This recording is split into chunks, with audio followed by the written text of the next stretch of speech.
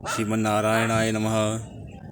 आज हम वैशाख मास के कुछ पवित्र विषयों पे चर्चा करेंगे जिनका कि वर्णन पद्म पुराण के अंतर्गत वैशाख महात्म्य में किया गया है।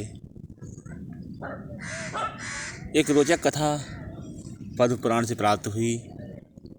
राजा कुशकेतु का पुत्र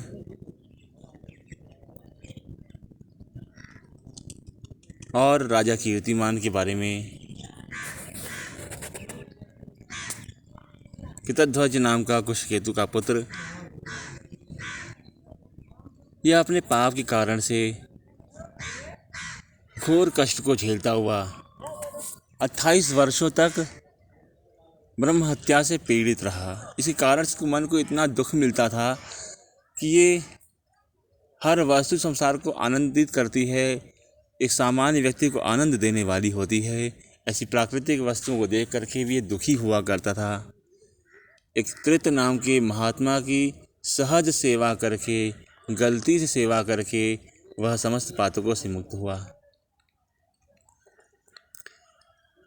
यह तो सामान्य कथा उसके अंदर प्राप्त हुई जिसमें पाप निवृत्ति और हिंसा का दोष बताया गया कि वह जो राजा था वह हिंसा करने के लिए यद्यपि धर्मपरायण था, प्रजा का संरक्षण अपने पुत्रों के समान किया करता था, परंतु वह राजपुत्र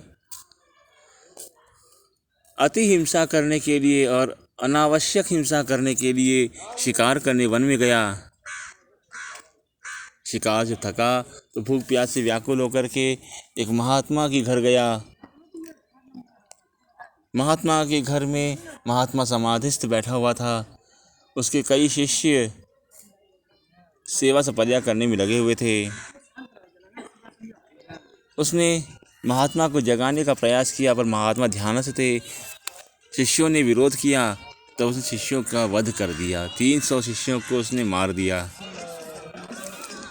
यह 300 शिष्यों की ब्रह्महत्या उसको प्राप्त हुई। यह उसको अविवेक को दिखाता है और धर्मपरायण व्यक्ति को किस प्रकार से अनावश्यक रूप से किसी प्रकार की हिंसा को नहीं करना चाहिए, यह शिक्षा देता है। दूसरी कथा राजा कीर्तिमान की है जो अयोध्या देश के राजा थे। एक समय वशिष्ठ ऋषि के आश्रम में गए। वहाँ पे लोगों को देखा कि कोई पानी परोस रहा है, कोई प्याऊ लगा रहा है, कोई परोसा कर रहा है, कोई भोजन बना रहा है, कोई दान दे रहा है, कोई मंडप बना रहा है, कोई बाग तालाब और बावड़ियाँ साफ़ कर रहा है, कोई सरोवर साफ़ कर रहा है, कोई कुंड में पानी भर रहा है, ताकि पथिकों को जो मार्ग में श्रम से थके हुए लोग हैं उनको बैठने को स्थान हो सके, उनको पानी पीने को मिले, उनको उत्तम फल खाने को मिले, ऐसी व्यवस्था कर रहे हैं। अब इन सब को देख कर के राजा को बड़ा आनंद मिला और उत्साह जागा, जानने की इच्छा जागी। हमारे अच्छे कर्म हमको अच्छे कर्म की ओर ही प्रेरित करते हैं। हमारी संस्कृति जो हमारी विचारधारा होती है और जैसे हमारे कर्म होते हैं वे हमको अच्छे कर्म की ओर बढ़ाते हैं। हम बुरे कर्म करने वाले हैं तो हमारी जो रुचि है वो बुरी कर्म की ओर, बुरी प्रवृत्ति की ओर जाती है।